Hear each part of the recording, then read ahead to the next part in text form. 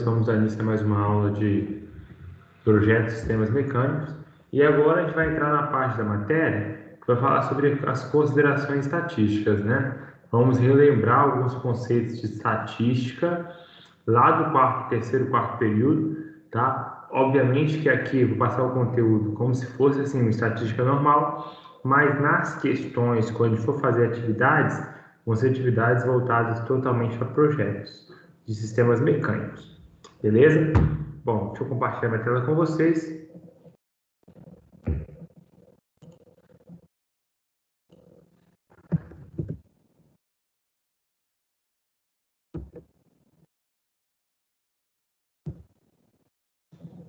Bom, hoje eu vou falar um pouquinho sobre considerações estatísticas, tá?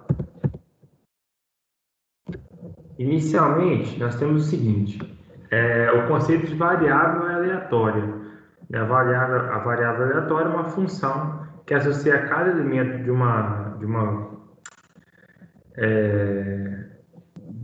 proporção, de uma população a um número, tá? Cada elemento de ômega deve estar associado a um único número e todos os elementos devem estar associados a algum número. Então, variável é como se fosse uma função, tem um conceito muito parecido com função. Você tem que associar a cada elemento um número, né? E vários elementos podem estar associados ao mesmo número, tá? É o mesmo conceito de função, basicamente, para variável aleatória.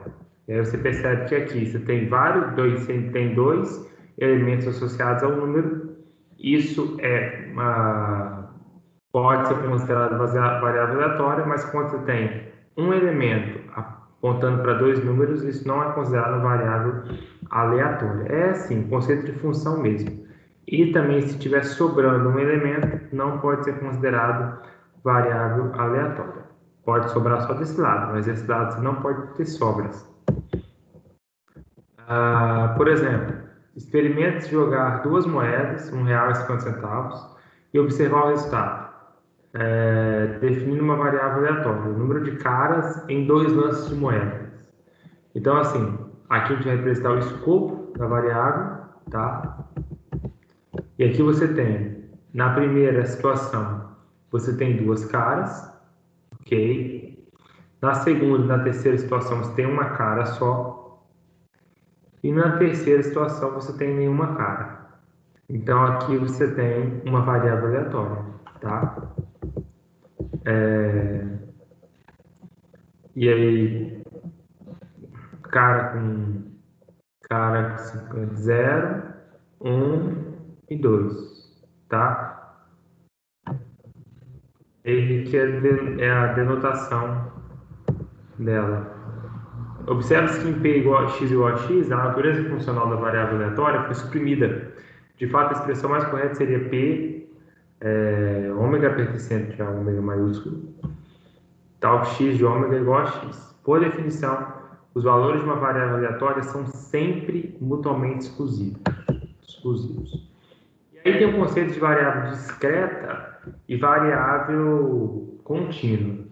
A variável discreta é quando o conjunto de valores possíveis for finito ou infinito, numerável.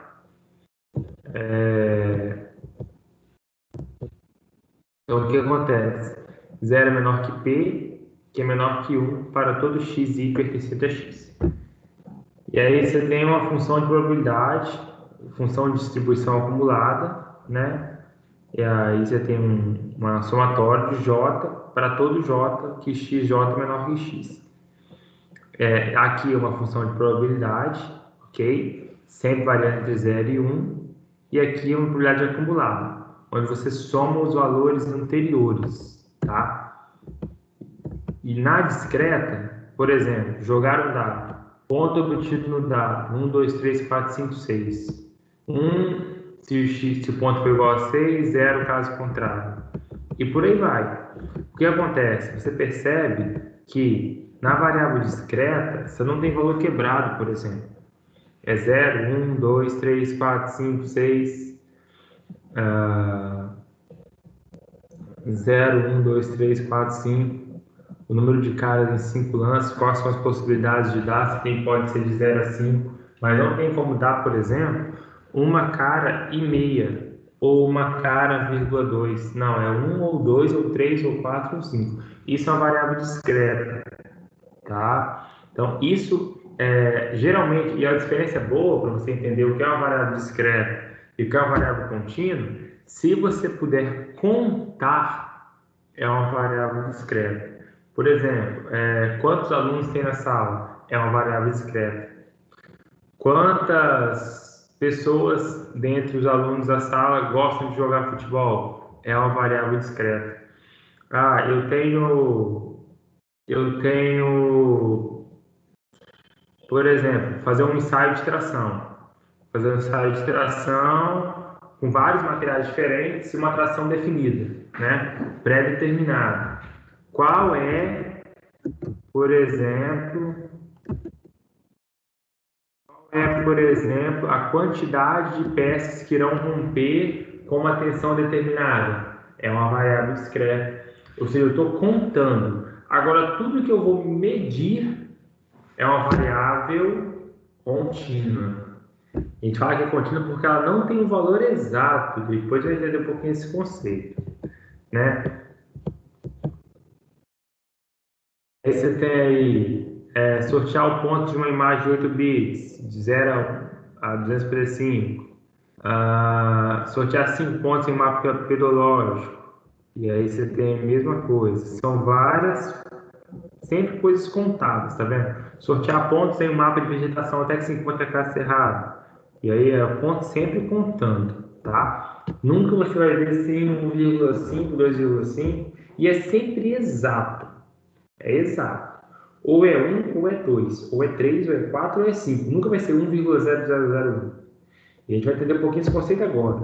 A variável contínua é quando o conjunto de valores possíveis for inumerável. Como assim? O que é um conjunto inumerável? O que é um conjunto que não tem valores assim exatos? Por exemplo, qual é a probabilidade de uma pessoa medir exatos 1,70 metros de altura? Aí a gente pensa que esse valor, essa probabilidade é alta, mas não. Ela é nula praticamente. Qual é a chance da pessoa medir 1,70 com infinitos zeros depois de 70? Exatamente 1,70 mesmo. Com a precisão que a gente nem tem aparelho para medir. É impossível. É impossível. Então, assim, você acaba que é possível, na verdade, mas é muito pouco provável. Então, tudo que é medido a gente chama de variável contínua. A gente não tem o valor exato. Quantos ml tem essa garrafinha de água? Eu posso até medir, eu posso pesar, calcular a velocidade, mas não vai ser exato, vai sempre esbarrar na precisão do meu aparelho de medição, e nunca vai ser aquele valor exato, exato, exato, exato.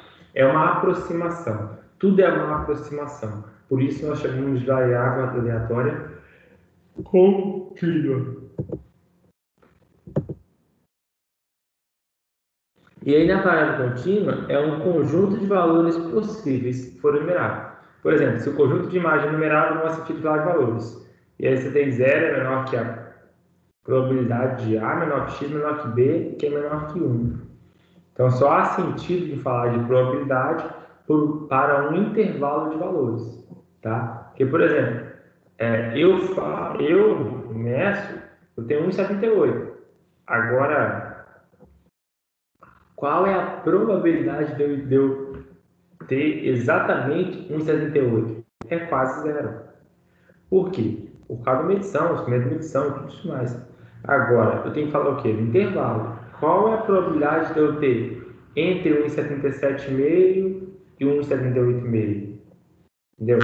Qual a probabilidade de você ter pessoas entre 1,70 e 1,80 na sala? Então, aí é coisas diferentes. É intervalo. Tem que sempre trabalhar com intervalo quando a gente fala de variável aleatória contínua.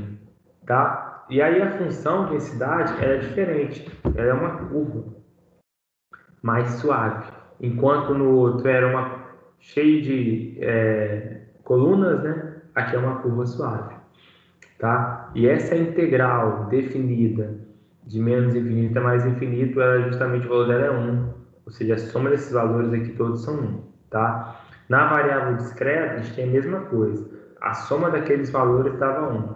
A soma das probabilidades tem que dar 1. Por quê? Porque 1 é igual a 100%. Então, a soma das probabilidades, ela deve dar 100%.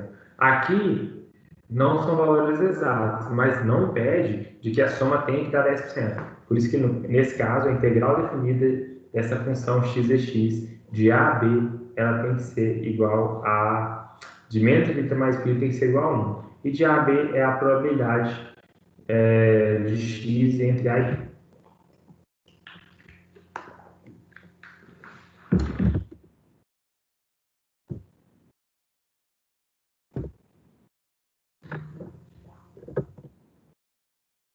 Ah, e mesma coisa, né? Quando se faz o gráfico acumulado, ele também fica um gráfico dessa forma, tá? E para variável aleatória contínua, por exemplo, em quais situações que eu uso? Distância de 2 pontos, tá?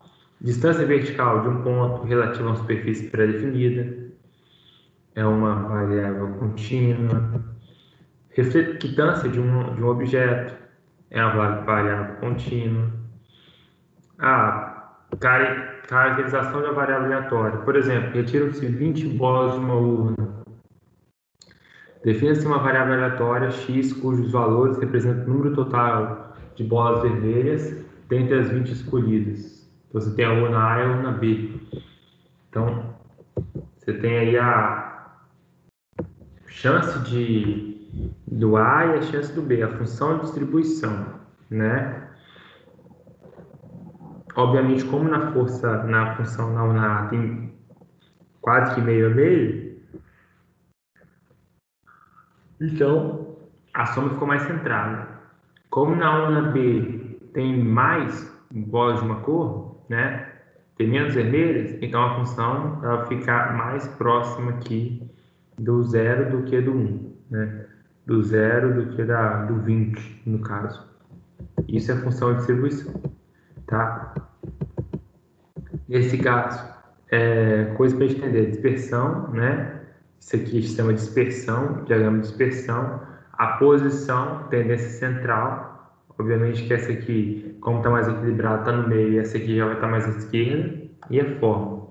E lembrando que isso aqui se trata de uma variável aleatória discreta, por isso que você tem dessa forma esses quadradinhos assim. Se fosse uma variável contínua, seria uma reta lisinha. E a caracterização dessa variável. Por exemplo, variável y, variável x. Qual a chance de tirar 1? 0,10. Chance de tirar 2? 0,45. A chance 3? 0,22. Por aí vai, até a chance do 6. A soma desses caras, né, se nós formos somar, ela tem que dar 1. Porque a soma das probabilidades ela deve dar 1. Ok? Nesse caso aqui é uma outra variável x e você vê uma distribuição bem melhor distribuída, né? Variância de 10 a 25, bem assim uniforme, aqui já é uma coisa mais desuniforme. Então são várias formas que uma variável aleatória ela pode assumir, tá? Vários tipos de gráficos diferentes. Inclusive na engenharia, o que acontece? Por exemplo, nós estudamos no ano passado materiais de engenharia. E aí, quando a gente fala de cerâmicos, daquele ensaio de tração feito com material cerâmico, você percebe que o material cerâmico ele não tem o valor exato de tração, de limite de tração. Não tem. O que acontece? O que ele faz? Ele faz tipo uma distribuição de probabilidade para definir, esse material eu não tenho o valor dele, certo? De tração, mas eu sei que 10% das amostras elas rompem a tantos MPa, 30% rompem a tanto, 50% a tanto, e faz uma distribuição de probabilidade. Ok? Então, nesse caso aqui, Eu espero que o valor 2 apareça com mais facilidade, mas pode aparecer 1, pode aparecer o 6. Tá? Imagina que isso aqui é uma material, né? Cerâmica. E foram feitos inúmeros testes desse material, ok? E aqui vamos supor que aqui seja 1 MPa. Vamos botar aqui 100, 200, 300, 400, 500, 600. Então, 10% das amostras se romperam a 100 MPa, 45% a 200, 22 a 300, e por aí vai. Obviamente que eu não posso, por mais que eu tenho várias amostras que romperam depois dos 300 MPa, eu não posso confiar, porque a chance maior está aqui. Ou se eu confiar, eu tenho que saber dos meus riscos, né? E mesmo assim, eu vou considerar aqui porque eu sei que pelo menos 90%, que é a soma desses camaradas, ultrapassaram a casa dos 200 MPa. Mas você sabe que 10% não ultrapassaram. Então tem uma chance de você considerar os 90, os 200 MPa e dá problema. Então por isso nós precisamos, como engenheiros, conhecer estatística também. Porque tem a sua importância no projeto de sistemas mecânicos. Principalmente quando a gente fala de distribuição de probabilidade, quando a gente fala de testes, né? Estou testando uma amostra, estou fazendo testes, estou fazendo análise, eu estou colocando, sei lá, alguma coisa no tubo de vento e está me dando vários valores diferentes. Como que eu vou tratar esses valores? O engenheiro precisa saber estatística, ok? Aqui um outro exemplo, né? E aí existem algumas propriedades, algumas medidas, né, que nós conseguimos identificar dentro de uma distribuição de probabilidade. A primeira delas é a moda. A moda é o valor que ocorre com mais frequência. Nesse caso, a moda é 2. Por que a moda é 2? Porque 2 é o valor que ocorreu com mais frequência. Em 45% dos casos, você teve o valor 2 aparecendo, logo ele é considerado uma moda. Nesse caso, qual é a moda? A moda vai ser tanto 3 quanto 4. Por quê? Porque são os valores que mais apareceram. Nesse caso, é um sistema chamado de bimodal, né? Quando tem duas modas, como é esse caso aqui, e aqui repetido novamente o 3 e 5, é um sistema chamado bimodal. Esse já é um sistema chamado trimodal, por quê? Você tem três valores que aparecem em maior frequência e estão empatados em primeiro lugar. É um sistema trimodal. Já que quando você tem muitas modas, é chamado de sistema de multimodal.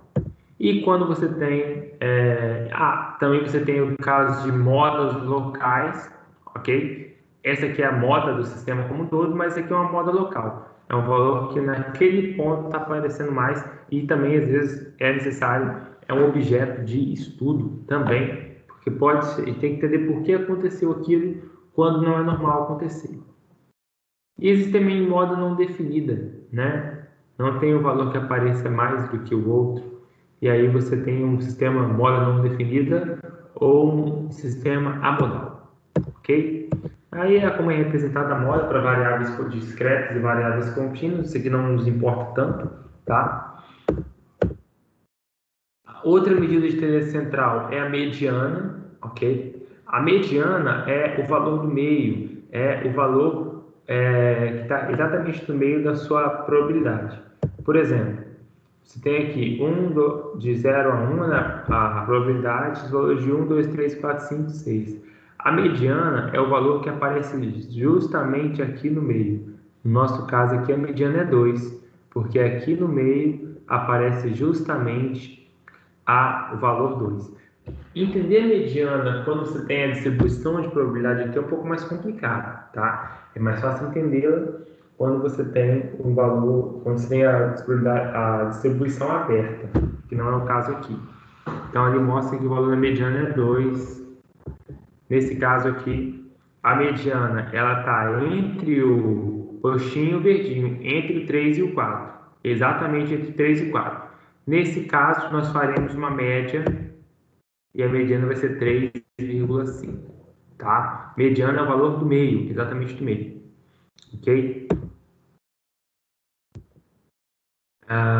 Bom, para variáveis discretas, você tem a probabilidade mediana e para contínuas a mesma coisa. Pode ser usado diretamente variáveis cuja mensuração seja menos ordinal e não sofre influência de valores extremos, muito baixos e muito altos, com baixa probabilidade. Pode não representar valores possíveis para variável discreta.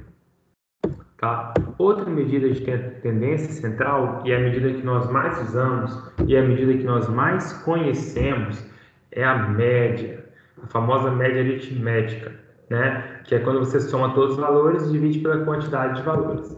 Quando você tem uma distribuição de probabilidade dessa forma, ela pode ser colocada como somatório de XP, ok? É como se fosse uma média ponderada. Você vai multiplicar esse vezes esse vezes esse vezes esse, e assim sucessivamente, vai somar tudo. E aí você vai chegar no valor de 3,5, que é a sua média. Ok? A mesma coisa aqui, tá? Vai calcular isso aqui tudo, esse vezes esse vezes esse vezes esse, e vai chegar na sua média, tá? Aqui deu 2,68. Ajustar depois isso. 2,68. Tem a forma de calcular para variáveis discretas e para variáveis contínuas, ok? Aí começam as medidas de dispersão, tá? Você tem as medidas de tendência central, que nós falamos até agora, que é a mediana, a moda e a média. Tem também o ponto médio, mas as pessoas não dão muita confiança o ponto médio. E outras medidas que você tem são as medidas de As medidas de dispersão, elas mostram o quanto seus valores estão variando dentro do seu conjunto de dados, né? Por exemplo, se eu pegar uma sala de ensino fundamental ou ensino médio, e eu pegar a idade desses alunos, né? Eu tenho lá, sei lá, 15, 16, 15, 16, 15, 16, talvez alguém 17, 15, 16, 15, 16, 15, 16. Então você percebe que não tem variação, não tem variação das idades, né? Esse é o meio de dispersão. Quando você pega uma sala de ensino superior, geralmente, né, como as pessoas, alguns demoram mais para entrar no ensino médio, na faculdade do que outros, e aí você começa a ter mais dispersão, né? E aí você tem, por exemplo, na sala de vocês, deve ter gente com 10º período, 22 anos, outros um pouco mais de idade. Então, assim, aí vai ter uma dispersão maior, né? Por exemplo, vamos supor, um aluno fez 3 provas. Na primeira prova, ele tirou 0. Na segunda prova, ele tirou 9. E na terceira prova, ele tirou 9. 0 com 9 com 9, 18. 18 dividido por 3, 6. Ele teve uma média 6. Né? O segundo aluno, ele tirou 6, 6 e 6. Média 6. Mas o que acontece? Eles tiveram a mesma média. Só que o primeiro aluno ele teve uma variação entre as notas muito maior do que o segundo aluno. Né? Então, isso indica a medida de dispersão. E aí, como nós, às vezes, só com a média, não temos como definir as informações necessárias sobre o nosso conjunto de dados, então o que a gente faz? A gente calcula as medidas de tendência central, também chamadas de medidas de centro, e as medidas de variação, que são muito importantes para nós. Tá? Medida de variação, muitas vezes, indica qualidade em algumas situações. Por exemplo, alguns de vocês trabalham na Suzano, né? Papel e celulose. Vamos supor, imagina só que você está lá na secagem ou no fardamento, né? E aí você começa a fazer uma inspeção na qualidade, na gramatura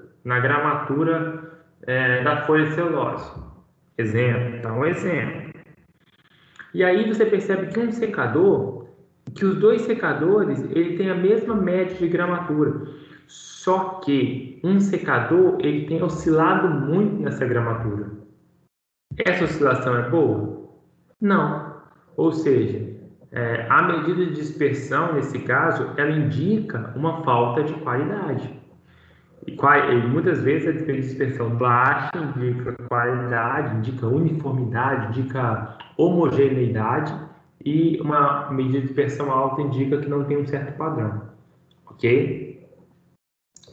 E aí a primeira delas é a amplitude, que é o valor máximo menos o valor mínimo. E aí você tem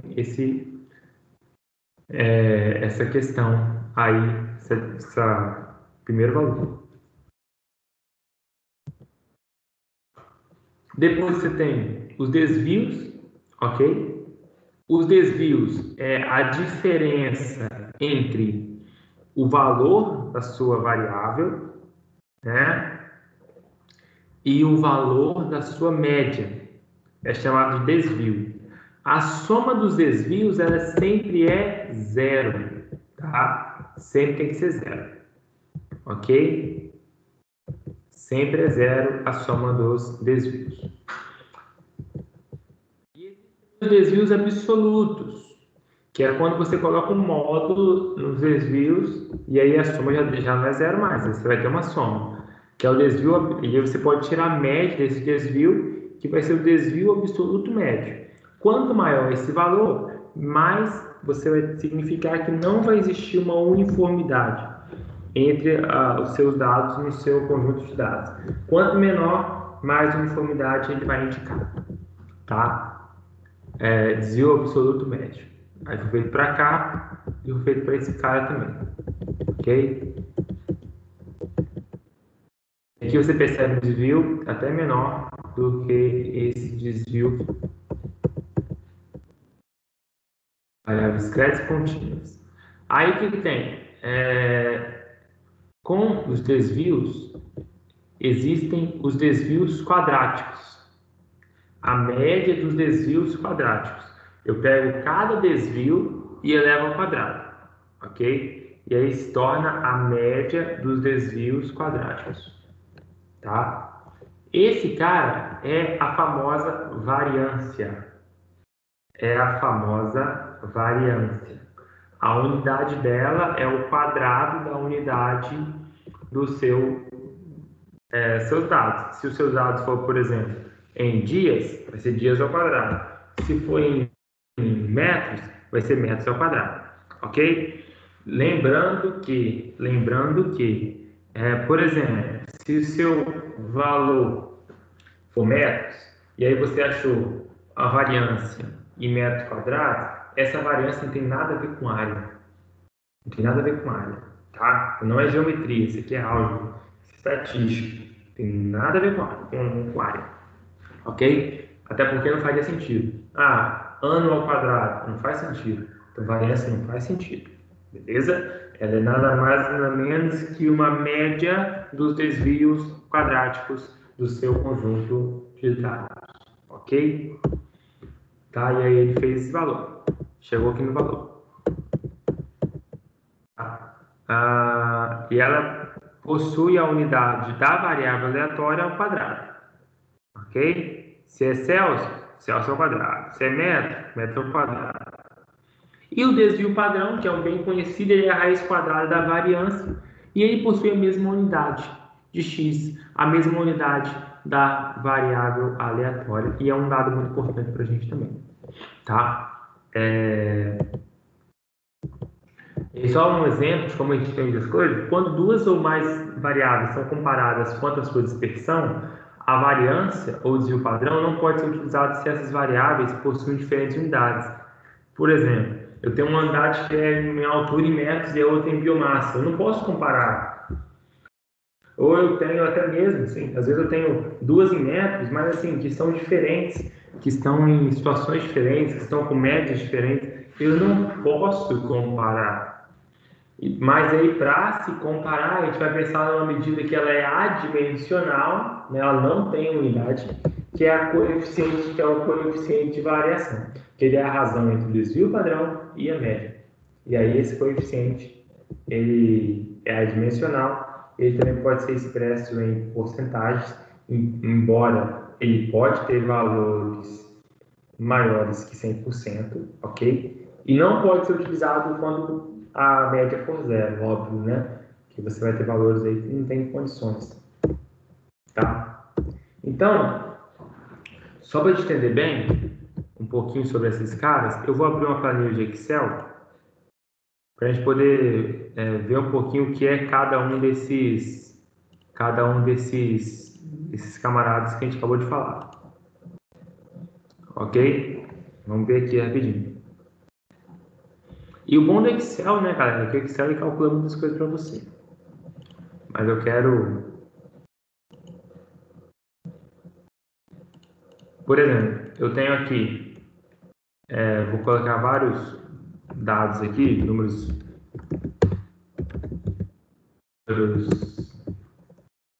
aleatórios mesmo.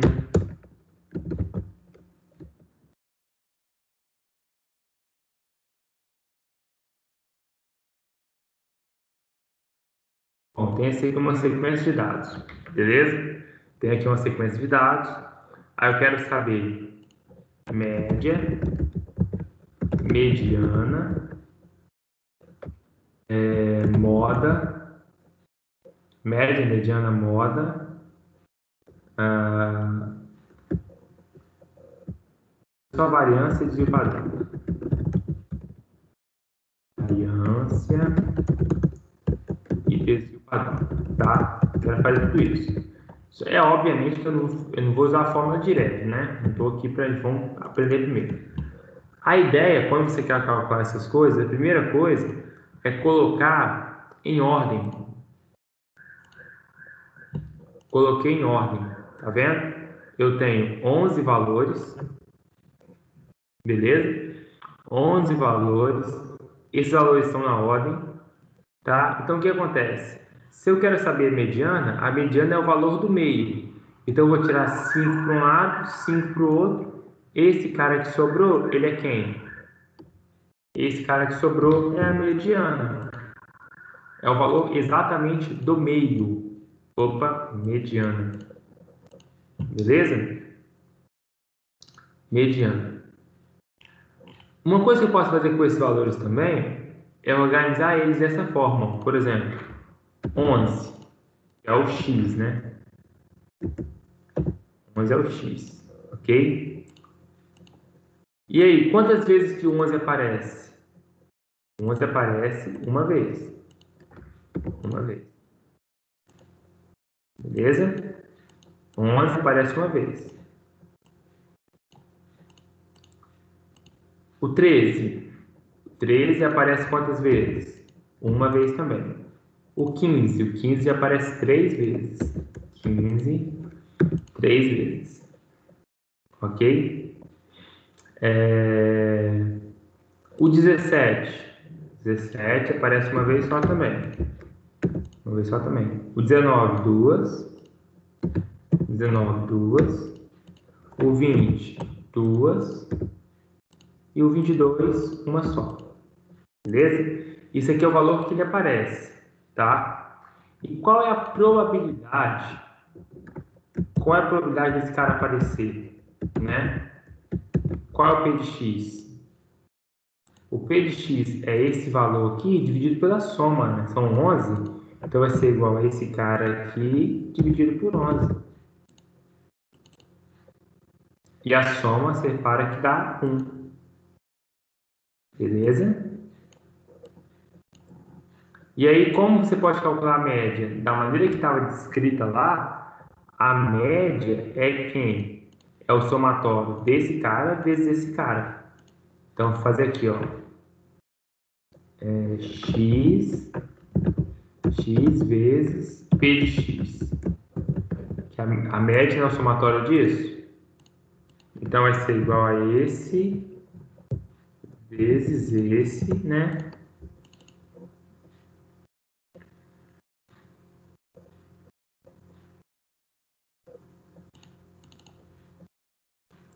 Deixa eu ver. Não, tem uma coisa errada.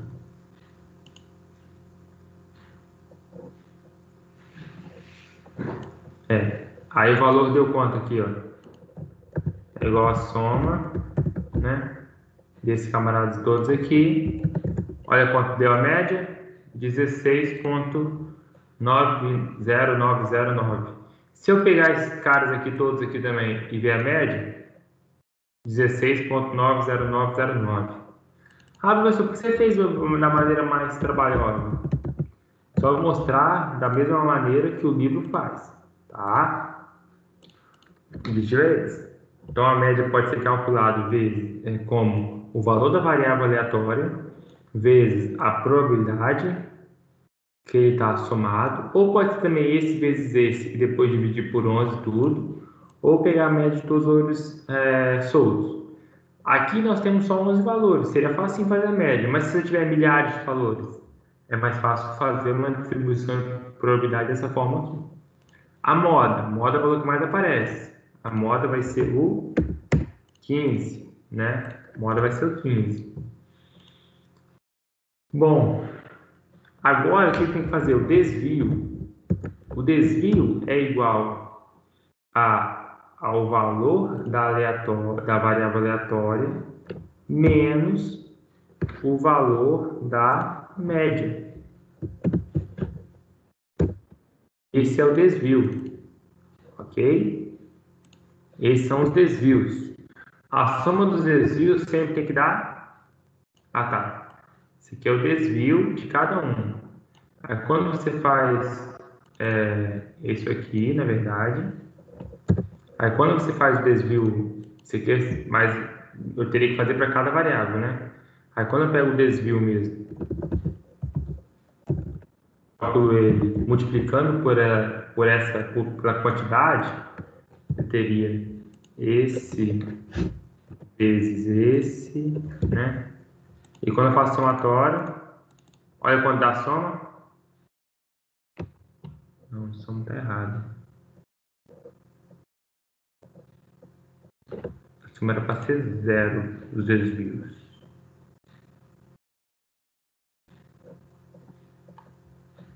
Deixa eu colocar esse desvio aqui para ver se o que está acontecendo.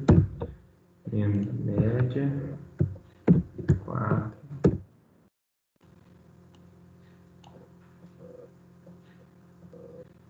Está dando 9 a soma dos desvios.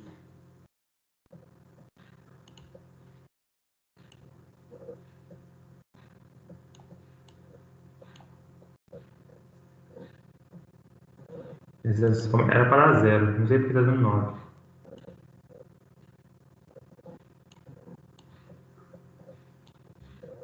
Pode ser alguma contagem errada. Alguma coisinha. E aí eu pego esse desvio ao quadrado, né? Para eu chegar na variância.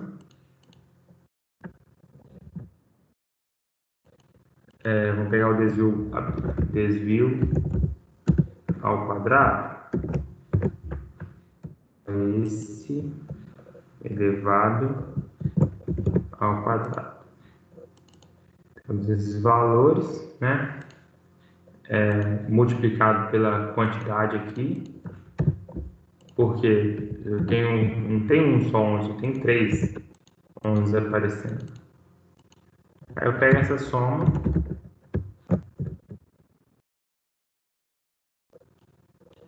Eu pego essa soma aqui, 122, dividido. Se eu pego essa soma desses desvios e divido isso pelo 11, que é a quantidade de variáveis, eu tenho a minha variância, né?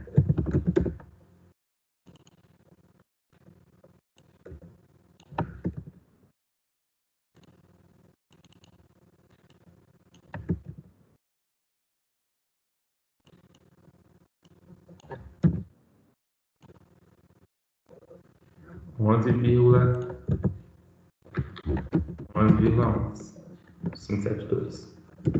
E por fim, o desvio padrão, que é igual a raiz da variância, né?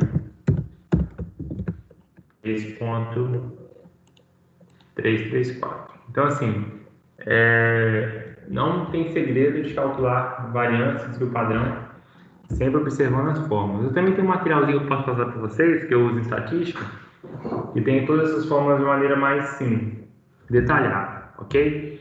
Então, precisamos conhecer isso porque isso é totalmente aplicável à matéria de projetos de sistemas mecânicos. Em algumas situações, até TCC mesmo, vocês precisam saber, né? Por exemplo, estou fazendo amostras de sei lá, um teste qualquer e está dando um desvio padrão muito alto. Tem que rever alguma coisa. Pode ser que eu esteja errando ao fazer essas amostras, né? Então, assim, tô querendo fazer uns testes, né? Aí um teste meu deu 20, o outro deu 50, o outro deu 100. Aí eu tiro a média, né? Tiro a média 85, bom, esse é meu valor. Cara, não tem lógica.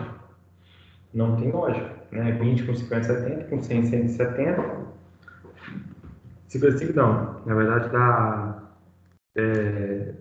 60 menos 3, vai dar aí 56,666. Não tem lógica nenhuma. Você tem um valor de 20 e um valor de 100. Você precisa de uma outra referência, você precisa de um desvio padrão para mostrar que seus testes precisam ser refeitos. Então, muitas vezes eu vou fazer 3 amostras, tem muito isso em TCC. Fazer 3 amostras, tira a média, beleza. Mas uma coisa é quando você tem 3 amostras com uma média onde dá 25, 27, 26.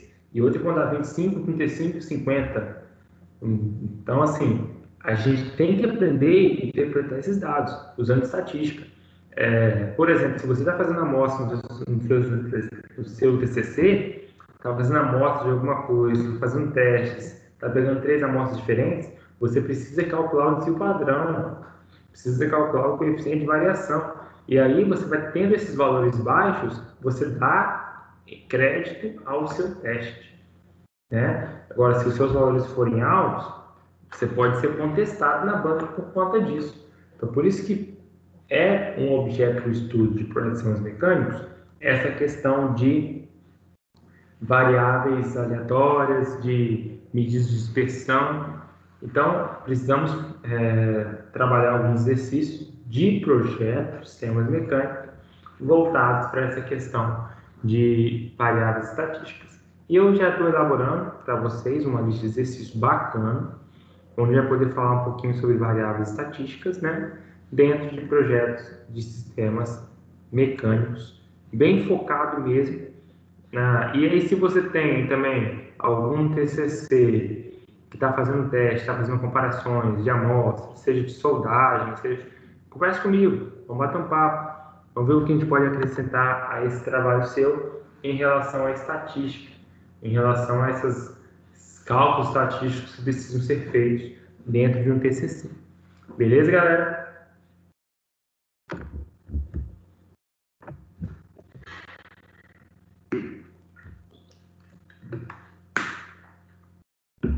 Então, vou fazer o seguinte, eu vou mandar para o WhatsApp de alguém, para você já ir lendo nesse restante de tempo que vocês têm, e vou colocar no fax virtual também, uma postilhinha que eu tenho de medidas de centro de variação, onde tem as fórmulas mais detalhadazinhas, sem envolver só essa questão de probabilidade, tá? E aí você vai poder usar essas fórmulas na lista que eu vou passar para vocês e também na vida de vocês, tá? E aí qualquer dúvida, vocês podem fazer contato comigo, estou à disposição de vocês, beleza?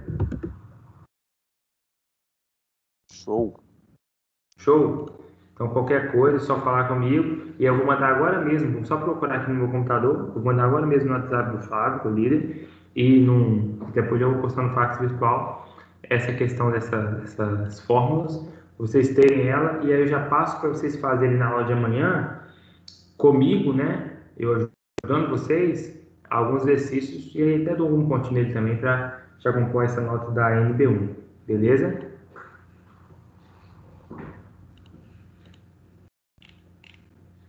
Então é Ok. isso. Ok? Vou mandar para vocês agora mesmo. E aí, qualquer dúvida, é só entrar em contato comigo. Show?